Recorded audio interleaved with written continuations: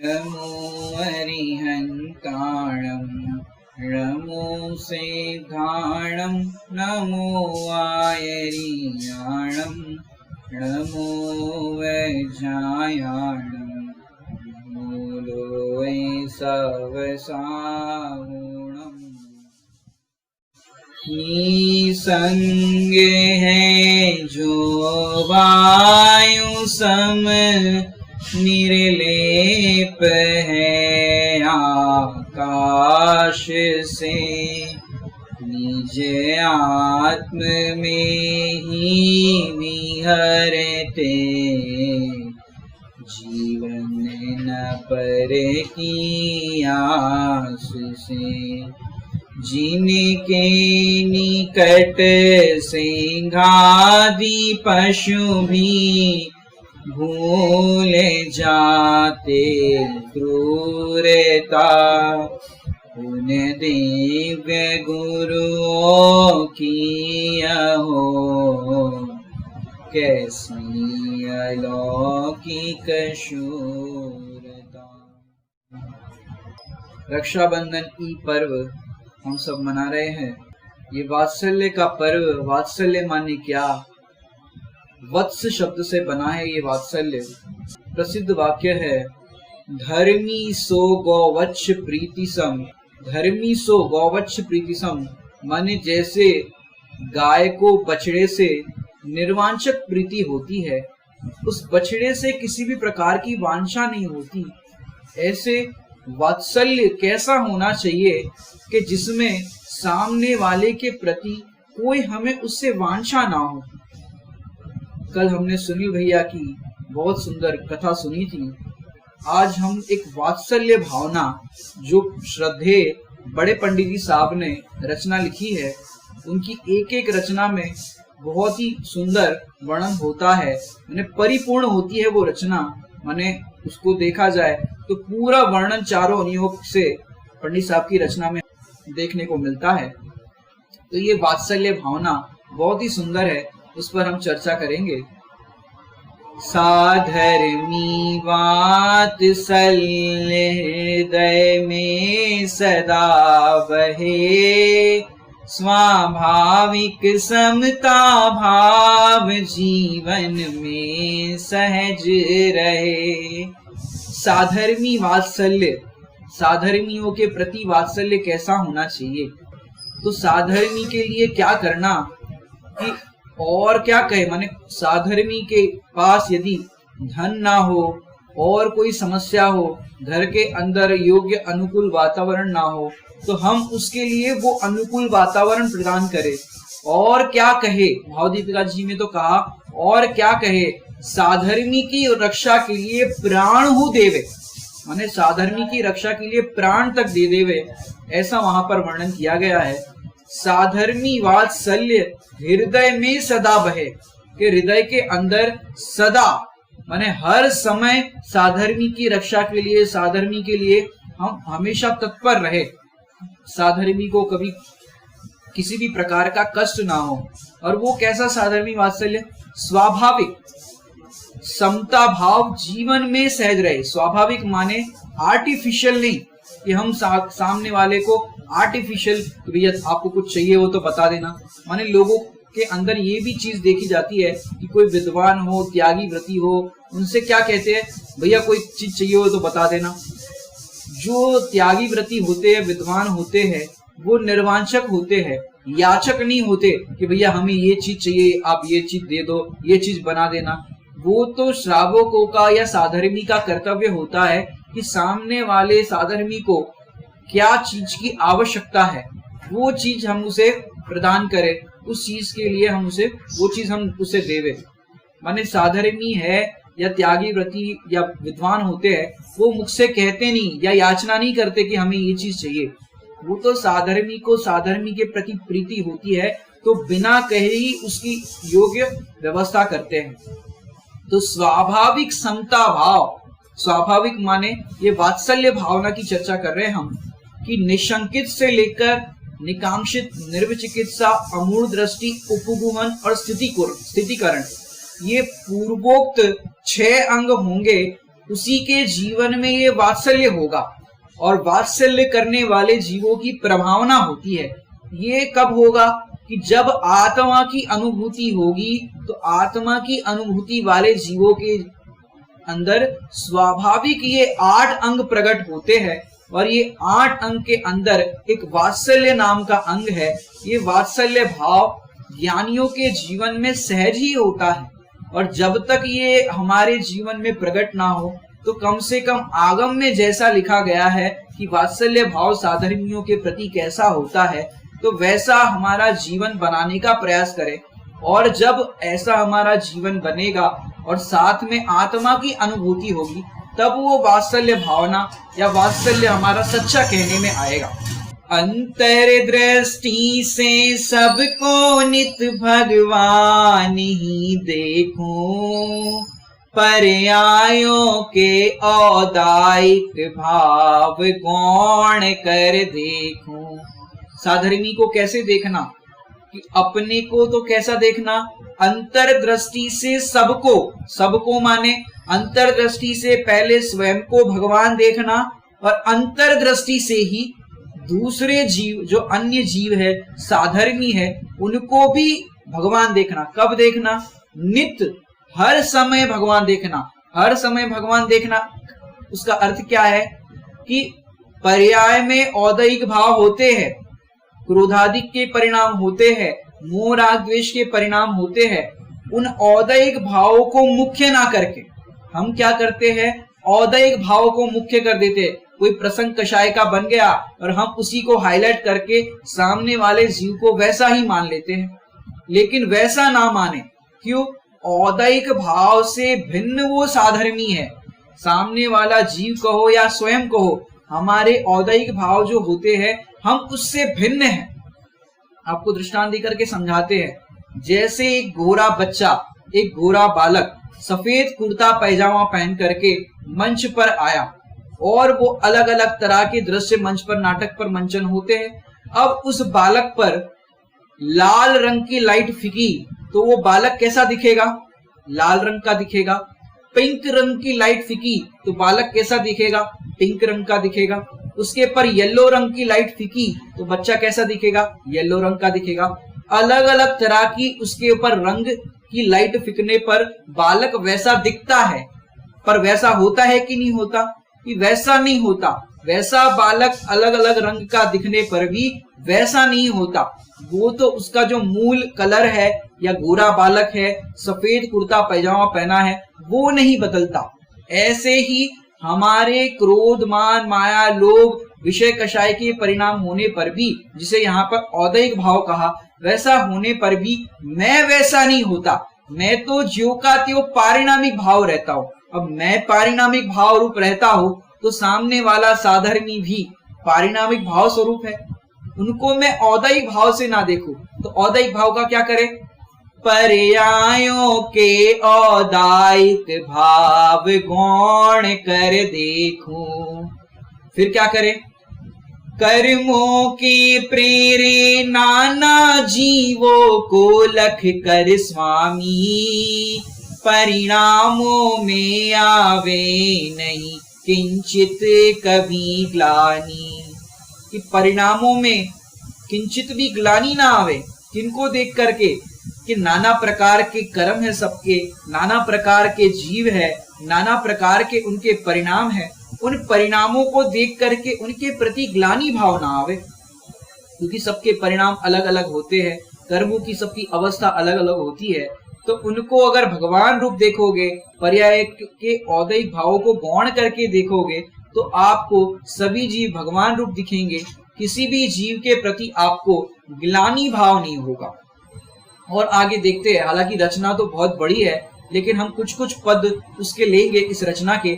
आप अकेले बैठ करके इस रचना का स्वाध्याय करना, पढ़ना, तो आपको आनंद आएगा। आगे की पंक्ति हम 8 नंबर का छंद पढ़ते हैं। भोगों की प्रेरणाई है दुर्मोह का प्रतीक, संयम की प्रेरणा ही है वात्सल्य का प्रतीक। क्या कह रहे हैं? भोगों की प्रेरणा, माने भोगों की प्रेरणा देने वाले आपको दर दर पर मिल जाएंगे। रास्ते में कहीं पर भी जाओ तो सब भोगों की प्रेरणा करने वाले मिलेंगे। रिश्तेदार देखो, घर परिवार वाले देखो, सब भोगों की प्रेरणा देने वाले दिखेंगे। अब देखो 5वें नंबर की समय सार जी की टीका में क्या लिखा है, परस्पर में आचार्यत्व करते हैं। कहां पर करते हैं, भोगों की प्रेरणा में करते हैं। या क्या करो कि भैया अच्छी पढ़ाई कर लो, अच्छी पढ़ाई करने के बाद अच्छी नौकरी मिलेगी। नौकरी में भी कौन सी नौकरी करना भैया, गवर्नमेंट नौकरी करना। वहां पर पगार के साथ साथ अंडर टेबल भी मिल जाता है। और भोगों की प्रेरणा माने गाड़ी बंगला विषय भोग के साधन, वो ही सुख के कारण है और उससे ही सुख मिलता है। और अच्छा कमाओगे तो अच्छी पत्नी मिलेगी। तो ये सारी प्रेरणाएं भोगों की प्रेरणा है। आज तक एक भी जीव इन 5 इंद्रिय के विषय भोगों से कभी भी सुखी नहीं हो पाया और भोगों की प्रेरणा देते रहते हैं। जो भोगों की प्रेरणा देते हैं उनसे पूछो कि आप ये 5 इंद्रिय के विषय भोगों से सुखी हो पाए, नहीं हो पाए। माने बड़े पंडित साहब ने एक दृष्टांत दिया था कि जैसे कोई मेडिकल की दुकान हो और मेडिकल की दुकान पर साफ साफ शब्दों में लिखा है कि यहाँ पर दवाई लेने वाला एक भी व्यक्ति स्वस्थ नहीं हुआ। अब बताओ उस मेडिकल की दुकान से कौन सा व्यक्ति खरीदेगा दवाई, जब वहां से कोई स्वस्थ ही नहीं हुआ और बोर्ड पर साफ साफ लिखा है, देखो यहाँ पर लिखा है एक भी व्यक्ति स्वस्थ नहीं हुआ, तो कौन खरीदेगा। ऐसे ही ये 5 इंद्रिय के विषय भोग कहो, ये शरीर कहो, वहां पर साफ साफ पुद्गल की दुकान पर साफ साफ लिखा है आज तक एक भी व्यक्ति इस पुद्गल से और 5 इंद्रिय के विषय भोगों से आज तक एक भी व्यक्ति सुखी नहीं हुआ। इसलिए यहाँ पर लिखा भोगों की प्रेरणा ही है दुर्मोह का प्रतीक। दुर्मोह माने खोटे मोह का प्रतीक है। और संयम की प्रेरणा ही है वात्सल्य का प्रतीक। वात्सल्य किसे कहते हैं कि सच्चा हितैषी पना हो, जो हित पर दृष्टि रखते हो, उसका वात्सल्य सच्चा वात्सल्य है। तो संयम की प्रेरणा ही है। संयम की प्रेरणा कौन करेंगे कि संयमी जीव होंगे, वो ही संयम की प्रेरणा कर पाएंगे। जो भोगों में लिप्त है, भोगों में आसक्त है, वो भोगों की ही प्रेरणा करेंगे। जिनके पास जो है उसी की तो प्रेरणा करेगा। जिस किसी के पास आईफोन मोबाइल है तो वो क्या कहेगा, भैया आईफोन मोबाइल बहुत बढ़िया है, ये खरीदने लायक है। जिसके पास जो है वही तो प्रेरणा करेगा। ऐसे जिसके पास संयम है वो संयम की प्रेरणा करते हैं। मुनिराज के पास जाओ तो मुनिराज काय की प्रेरणा करेंगे। ये वात्सल्य का पर्व है ना, तो 700 मुनिराज के ऊपर उपसर्ग हुआ, तो उपसर्ग हुआ और उपसर्ग निवारण के बाद आप मुनिराज से पूछो, 700 मुनिराज से प्रश्न करो, मुनिराज सुखी होने का उपाय बताओ। तो 700 मुनिराज क्या बताएंगे, श्रावण्य को अंगीकार करो। प्रवचन सार जी की भाषा में कहे तो कि श्रावण्य को अंगीकार करो माने मुनि बनो, सुखी होना है तो। मुनिराज तो ऐसा कह रहे। और अपन ने देखा कि भाई 700 मुनिराज को 7 दिन तक ऐसा उपसर्ग हुआ। अब उपसर्ग निवारण के बाद भी अगर हम कोई मिथ्या दृष्टि अज्ञानी होते तो क्या कहते, भैया मुनि नहीं बनना, इतने 7 दिन तक हमने देखा है, हमने झेला है, कैसा कैसा उपसर्ग हुआ, कैसे कैसे कष्ट हुए, आप मुनि मत बनना। माने अज्ञानी मिथ्या दृष्टि मोही हो तो ऐसी बातें करेगा, लेकिन ज्ञानी मुनिराज हो तो क्या कहते हैं, भैया सुखी होना हो तो मुनि बनो। माने उपसर्ग निवारण के बाद भी मुनिराज क्या कह रहे हैं, मुनि बनो। तो ऐसे संयम की प्रेरणा करने वाले संयमी जीव ही प्रेरणा कर सकते हैं। संयम की प्रेरणा ही है वात्सल्य का प्रतीक। आगे क्या कहते हैं, संयम से ही होवे सुखी जग के सभी प्राणी, है मुक्ति मार्ग का निमित्त संयमी वाणी। क्या कह रहे, संयम से ही होवे सुखी जग के सभी प्राणी, माने संयम से सारे जगत के प्राणी सुखी होते। आप देखो अगर गाड़ी के अंदर ब्रेक ना हो, माने संयम ना हो, गाड़ी चलाने वाले को संयम ना हो, वो तेज गाड़ी दौड़ाता है, बताओ क्या होगा, एक्सीडेंट होगा। असंयमित जीवन अगर हमारा होगा तो क्या होगा, असंयमित जीवन माने हमारे जीवन में ब्रेक नहीं होगी संयम नाम की, तो क्या होगा। पंडित साहब कहते हैं असंयमित जीवन बिना ब्रेक की गाड़ी है। यदि हमारे जीवन में संयम होगा तो हमारा जीवन कैसा होगा, सुखमय होगा। संयम से ही होवे सुखी जग के सभी प्राणी। यदि हमारे जीवन में संयम नहीं होगा तो हमारा जीवन सुखमय नहीं बनेगा। और सुखी होने के लिए किसकी वाणी निमित्त है मुक्ति मार्ग का निमित्त संयमी वाणी। तो ये संयमी की वाणी निमित्त है। अब हम क्या करें इस लॉकडाउन के अंदर, क्या करें? हमारे पास तो कोई प्रवचन करने वाले प्रवचन करता सामने तो है नहीं, ऑनलाइन सारा कार्यक्रम चल रहा है, तो क्या करें? अब ऑनलाइन प्रवचन तो पूरे टाइम सुन सकते नहीं है, तो क्या करें? तो फिर क्या करना, यहाँ पर उपाय बता रहे, जिन वाणी का अभ्यास अंतर में सदा रहे, बात सल्य हृदय में सदा बहे। क्या कह रहे? जिनवाणी का अभ्यास करो। आपके पास जिनवाणी तो है कि नहीं? इन जिनवाणी का स्वाध्याय करोगे, जिनवाणी का अभ्यास करोगे तो अंतर में क्या होगा? शांति मिलेगी, सुख मिलेगा और साधर्मियों के प्रति वात्सल्य भाव सदा बहे, ऐसी यहाँ पर भावना बताई। अब कौन से पुराण में वात्सल्य भाव में प्रसिद्ध हुए हैं, किस जीव ने दूसरे जीव के प्रति कैसा वात्सल्य दिखाया, उसको इस रचना के अंदर पंडित साहब ने पिरोया है। क्या लिख रहे हैं यहाँ पर? नृप वज जंग को मंत्री ने धर्म बताया, फिर मुनि हो भोग भूमि में सम्यत्व कराया। अब वज्रजंग की कहानी पढ़ना, आदिनाथ पुराण के अंदर देखना, आदिनाथ भगवान के अंदर कि वज्रजंग राजा की जब पर्याय में थे तो मंत्री तो दीक्षा लेकर के चला गया और फिर आहारदान का प्रसंग सब बनता है और सब घटना पुराण में पढ़ना, अभी विस्तार नहीं करेंगे, आगे की बात भी बताना है। तो फिर क्या हुआ? मुनि हो करके वो मंत्री ने क्या किया? वो भूमि में आकर के सम्यक तो कराया। मैंने कैसे कैसे वात्सल्य भाव जीवों को होते हैं कि वो दूसरे जीवों को सम्यक तो कराते हैं। आप पुराण के अंदर रामायण में पढ़ो कि जिस रावण ने सीता के प्रति खोटा भाव किया, रावण तो नरक में गया, लक्ष्मण जी भी नरक में गए और फिर सीता जी स्वर्ग में प्रति इंद्र का माने पुरुष पर्याय में देव हुए। अब ऐसे पुरुष पर्याय के अंदर उनने अवधि ज्ञान लगाया और पता चला कि ऐसे ऐसे पूर्व में घटना घटी, तो उनको रावण के प्रति प्रीति भाव जगा, लक्ष्मण के प्रति प्रीति भाव जगा। कैसा प्रीति भाव जगा कि अरे ये तो भगवान आत्मा है, अपने स्वरूप को भूल करके मेरे प्रति खोटा भाव किया, मुझे भगवान आत्मा नहीं देखा, स्वयं को भगवान आत्मा नहीं देखा, इस कारण से ऐसी नरक के घोर दुख सहन करने पड़ रहे हैं। अरे इस जीव को मैं बचाना चाहती हूँ, ये तो साधर्मी है मेरा। ये साधर्मी का वात्सल्य कैसा हुआ कि सीता का जीव नरक में जाकर के रावण को संबोधन किया, सम्यक दर्शन की प्राप्ति कराई और उसे उस नरक के दुख से बाहर निकालने का भी प्रयास किया, लेकिन ऐसा हो नहीं सका क्योंकि नरक के अंदर जितनी आयु है वो पूरी होती है, उसके बाद ही वो स्थान छूटता है। लेकिन वो सीता को साधर्मी के प्रति ऐसा वात्सल्य भाव आया कि नरक में जाकर के भी संबोधन करके सम्यक की प्राप्ति कराई। ऐसे अनेक दृष्टांत आपको पुराण के अंदर दिखेंगे वात्सल्य के। और आगे क्या लिखते हैं? देखो सुर ने निज मित्रता कैसे निभाई थी, चक्री सगर को युक्ति से दीक्षा दिलाई थी। कैसा प्रसंग बना? सगर चक्रवर्ती के पूर्व भाव में आप देखो तो वो स्वर्ग के अंदर दो मित्र थे।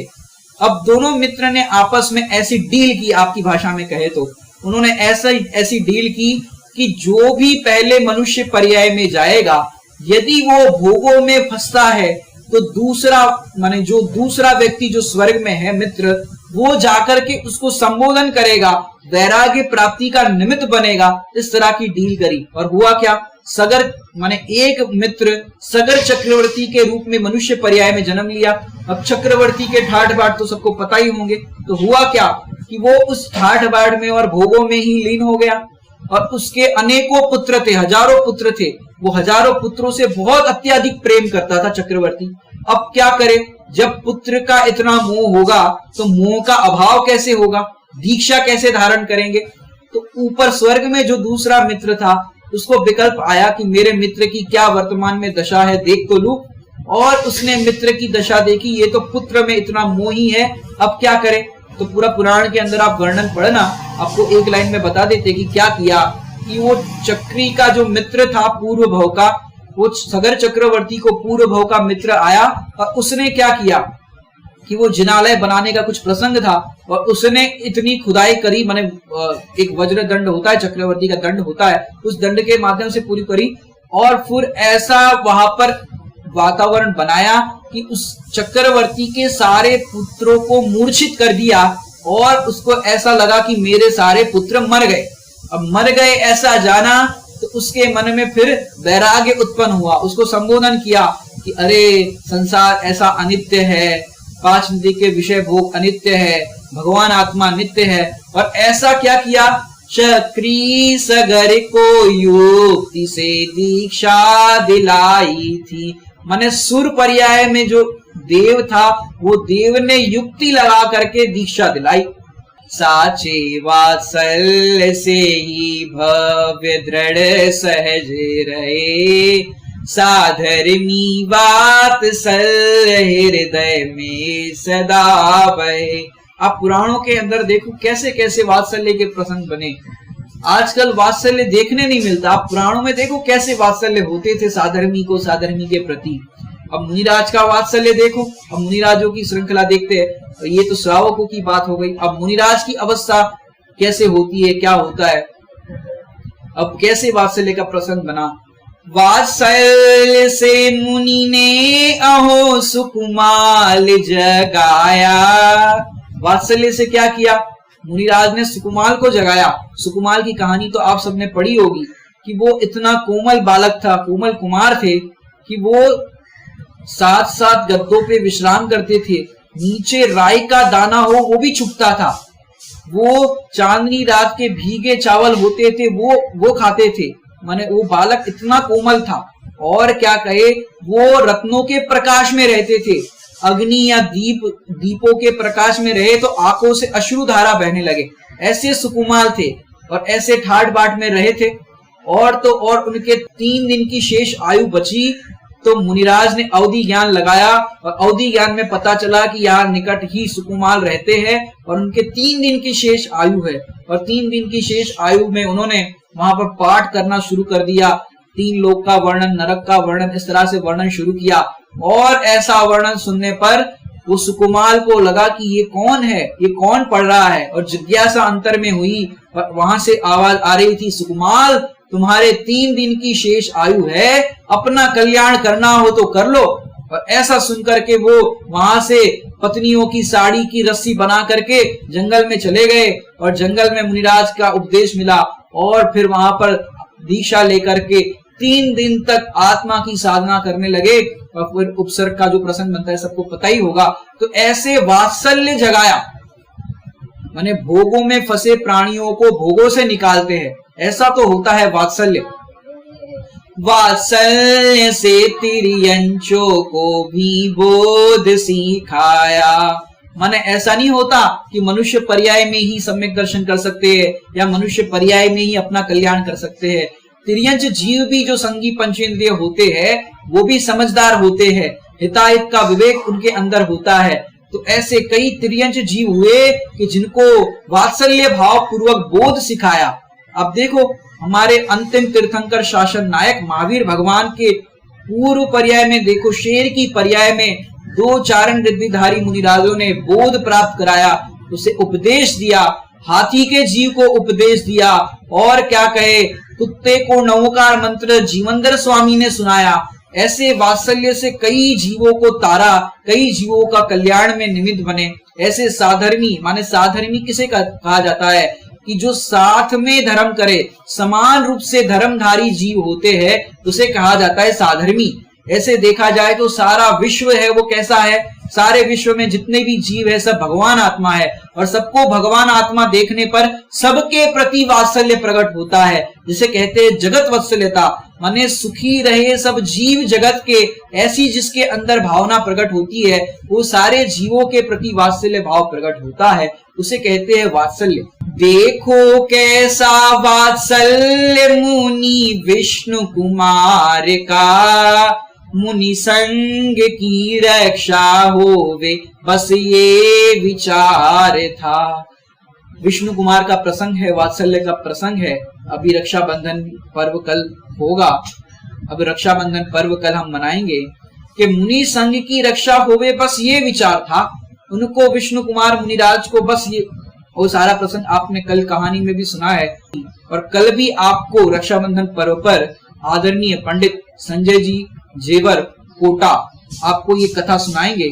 और आज हम वात्सल्य के पर्व पर, वात्सल्य भावना पर चर्चा कर रहे हैं। तो इसके अंदर आपको यहाँ पर मुनि विष्णु कुमार का प्रसंग आया है। वात्सल्य भाव की चर्चा हो और विष्णु कुमार मुनिराज को याद ना करे, ऐसा कैसे संभव है? तो क्या कह रहे यहाँ पर कि उनका वात्सल्य कैसा था कि मुनि संघ की रक्षा होवे, बस ये विचार था। और क्या लिख रहे आगे, अपनी दीक्षा भी छेद करे, अंतर में दृढ़ रहे, साधर्मी वात्सल्य हृदय में सदा बहे। अपनी दीक्षा को छेद करके अंतर में दृढ़ रहे। बाहर से भले ही दीक्षा छोड़ी, लेकिन अंतर में मैं आत्मा हूं, ऐसा दृढ़ श्रद्धा नहीं छोड़ा। फिर क्या हुआ? क्योंकि इसमें बहुत बड़ा काम ये होता है कि जैसे दीक्षा छेदी और मुनिराजों की तो रक्षा हो गई, और फिर वो विष्णु कुमार मुनिराज पुनः दीक्षित होंगे, तो क्या होगा कि जितने भी जूनियर मुनिराज थे अब वो सीनियर हो गए, और ये पुनः दीक्षा धारण करेंगे तो जूनियर होंगे। अब क्या होगा कि पहले जो मुनिराज उनको नमोस्तु करते थे, अब वे उन मुनिराजों को नमोस्तु करेंगे, माने जूनियर हो गए। तो ऐसा दंड होता है दीक्षा छेद करके फिर दीक्षा लेने का। तो वो सारा प्रसंग आपको कथा के माध्यम से, अनेक वक्ताओं के माध्यम से आपको सुनने मिलेगा। आगे की चर्चा करते हैं। सीता ने पाला था जटायु को अति प्रीति से, धर्मी तिर्यंच को भी दे आहार रीति से। क्या हुआ? सीता जी का प्रसंग पढ़ो तो जंगल के अंदर मुनिराजों को आहार देते थे, और आहार दान के प्रसंग के समय एक गिद्ध पक्षी आकर के वहां पर मुनिराज के जो पाद प्रक्षालन रखा हुआ था उसमें आकर के लोटपोट हो गया, जिस कारण से उसकी स्वर्णमयी रत्नमयी काया हो गई। और मुनिराज ने बताया कि ये पंचम गुणस्थान वृत्ति हो गया है और आप चौथे गुणस्थान वृत्ति हो, तो आप इसकी पुत्रवत पालना करना, और ये आपसे एक गुणस्थान बड़ा है तो इसको आहार भी आप रीति से देना। ये साधर्मी है, और साधर्मी को साधर्मी का वात्सल्य होता ही है। तो तिर्यंच जीव को भी साधर्मी का वात्सल्य कैसा होना चाहिए, तिर्यंच जीव के प्रति भी, ये आप रामायण के अंदर पढ़ना, तो रामायण के अंदर कैसा अपने जैन रामायण पद्म पुराण में ये प्रसंग आपको पढ़ने मिलेगा। आगे की लाइन पढ़ते हैं। अकलंक की प्रभावना को कौन कभी गाए, आदर्श ये ही प्रभु सदा मम चित्त में रहे। अकलंक और निकलंक की कहानी आप सबने पढ़ी होगी। जिन धर्म की रक्षा के लिए उनको इतना वात्सल्य भाव था कि सभी जीवों का कल्याण हो, ये बहुत सुंदर। निकलंक ने अपने प्राण तक न्यौछावर कर दिए, ये आप अकलंक निकलंक की कथा से भी समझ सकते हैं। आगे क्या बताते हैं?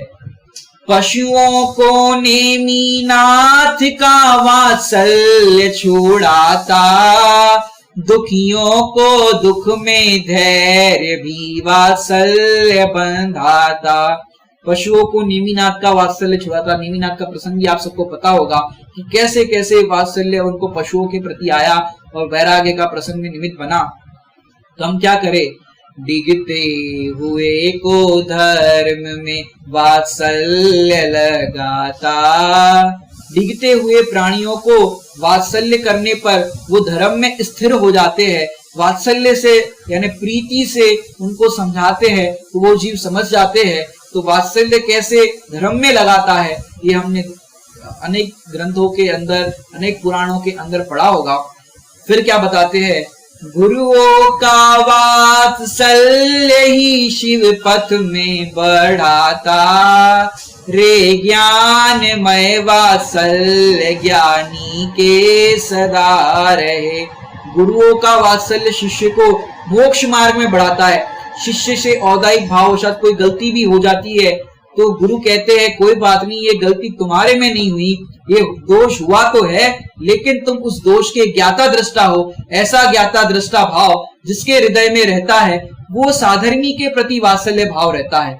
ऐसा यहाँ पर वात्सल्य भाव की अपन चर्चा कर रहे हैं। रे ज्ञानमय वात्सल्य ज्ञानी के सदा रहे। ज्ञानियों का वात्सल्य ज्ञानमय होता है, ज्ञानियों की पूजा ज्ञानमय होती है, ज्ञानियों का जीवन ही ज्ञानमय होता है। साधर्मी वात्सल्य बिन हो धर्म का ही रात, साधर्मी वात्सल्य से हो धर्म का विकास।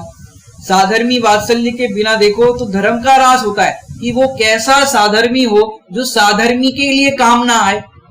अगर साधर्मी वात्सल्य नहीं होता तो धर्म का ह्रास होता है, धर्म ही नहीं दिखता। क्योंकि आपने पढ़ा होगा रत्नकरण श्रावकाचार्य जी में, न धर्मो धार्मी के बिना, कि धर्मी के बिना धर्म नहीं होता।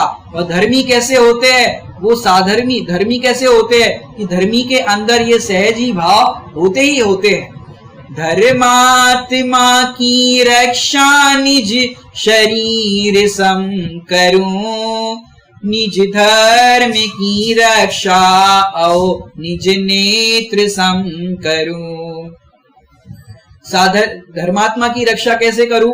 अपने शरीर की जैसे हम रक्षा करते हैं ऐसे धर्मात्मा जीवों की रक्षा करना। और निज धर्म की रक्षा अहो निज नेत्र सम करो, कि जैसे आंख के अंदर कोई कचरा ना चला जाए, कोई तरह से हानि ना पहुंचे, हम आंखों की रक्षा कैसे करते हैं, ऐसे अपने आत्मा की यानी रत्नत्रय की रक्षा भी हम उस तरह से करें कि रत्नत्रय छूट ना जाए, रत्नत्रय बने रहे, ऐसे उसकी रक्षा करे। संकोच या कुछ भी प्रमाद इसमें नहीं रहे, साधर्मी वात्सल्य हृदय में सदा बहे। साधर्मियों के प्रति कैसा संकोच ना हो, साधर्मी को साधर्मी के प्रति किसी भी प्रकार का संकोच नहीं होना चाहिए। साधर्मी के लिए हमेशा तत्पर रहने चाहिए और प्रमाद ना रहे कि हम प्रमादवश साधर्मी की खबर ही ना पूछ पाए, साधर्मी की सेवा ही नहीं कर पाए, ऐसा नहीं होना चाहिए हमारे जीवन में। और क्या करे? दे सांत्वना सबको लगाऊ धर्म मार्ग में, दे प्रेरणा सबको बढ़ाओ धर्म मार्ग में। सांत्वना देवे, कोई भी कष्ट आ जाए तो साधर्मी को सांत्वना देवे, वो कष्ट का निवारण करने का प्रयास करे। और क्या करे? प्रेरणा क्या दे कि भैया धर्म से जीव सुखी होते हैं, धर्म की प्राप्ति करो, अपने आत्मा का अनुभव करो और सबको मोक्ष मार्ग में बढ़ाने की प्रेरणा करे। और क्या करे? अनुरूप होवे भावना के ही वचन सहज, संबोधन सेवा अरु सहाय योग्य हो सहज। अनुरूप क्या कि भावना भी कैसे होनी चाहिए कि हमारी भावना भी और संबोधन माने हमारी जैसी भावना है साधर्मी के प्रति वैसे ही वचन होवे, और उसके किसी भी प्रकार से खोटे वचन कह करके हम किसी को कष्ट ना देवे। और संबोधन करने में, उनकी सेवा करने में हमेशा सहायक बने, ऐसी हमारी भावना होनी चाहिए, ऐसा हमें करना चाहिए। और क्या कहे? श्रद्धा निशंक नित्य मुक्ति मार्ग में रहे, स्वाभाविक समता भाव हृदय में सदा रहे। अब साधर्मी का वात्सल्य कैसा होता है? सच्चा सगापन साधर्मी में ही होता भाई, अरहंत हम सबके पिता है जिनवाणी माई। क्या कहते हैं? सच्चा सगापन तो साधर्मी में ही होता है। जो सगे भाई बहन है वो सगापन नहीं है, कि सगापन तो सच्चा साधर्मी में ही होता है। और कैसा सगापन? कि जो हित के मार्ग में लगाते हैं वो सगापन है। अरहंत भगवान हमारे पिता है और जिनवाणी हमारी माता है। तो धर्म से गौवत्स सम अति प्रीति अविकारी, होवे सहायक हम परस्पर धर्म व्रतधारी। बोधि समाधि की सदा ही भावना रहे, साधर्मी वात्सल्य हृदय में सदा बहे। ये सब सुना ही होगा आपने। धर्मी के माने साधर्मी का वात्सल्य, गोवत्स माने गाय और बछड़े जैसा जो वात्सल्य होता है वैसा वात्सल्य होना चाहिए। और आगे क्या कहते हैं यहाँ पर, स्वधर्म से प्रीति परम परमार्थ वात्सल, साधर्म से प्रीति हो यथा योग्य रुनिशल। माने अपने आत्मा से प्रीति ये है परमार्थ वात्सल्य, और साधर्मी से प्रीति ये यथा योग्य जो कहा गया है वो है व्यवहार वात्सल्य। कि कैसा अंत में वात्सल्य हमारा होना चाहिए, विस्मय से देखे लोक भी वात्सल्य हमारा, जिन शासन हमको है अहो प्राणों से भी प्यारा।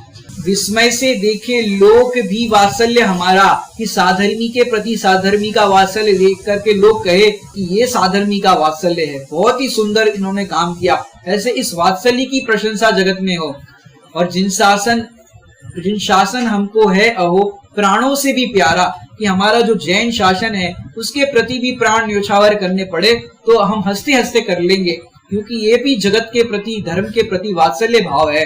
अंत में 2 लाइन बताएंगे, आराधन में ही हो सदा सर्वस्व समर्पण, आराधन में धर्म की प्रभावना रहे, साधर्मी वात्सल्य हृदय में सदा रहे। ऐसे ज्ञानियों के जीवन में साधर्मियों के प्रति साधर्मी का वात्सल्य होता है। हम भी ऐसा वात्सल्य हमारे जीवन में प्रकट करें, उन वात्सल्यधारी मुनिराजों को याद करें, वात्सल्यधारी श्रावकों को याद करें। और अभी ये वात्सल्य का पर्व चल रहा है, विष्णु कुमार मुनिराज के प्रसंग को तो सबने सुना होगा, और कल आप फिर से कथा श्रवण करेंगे। तो ऐसा हमारे जीवन में वात्सल्य प्रकट होवे और हम भी अपने आत्मा का अनुभव करके निशंकित आदि 8 अंगों को पालन करें और हमारा जीवन भी सुखमय बने। इसी मंगल भावना से विराम लेते हैं। ओम नमः सिद्धेभ्य।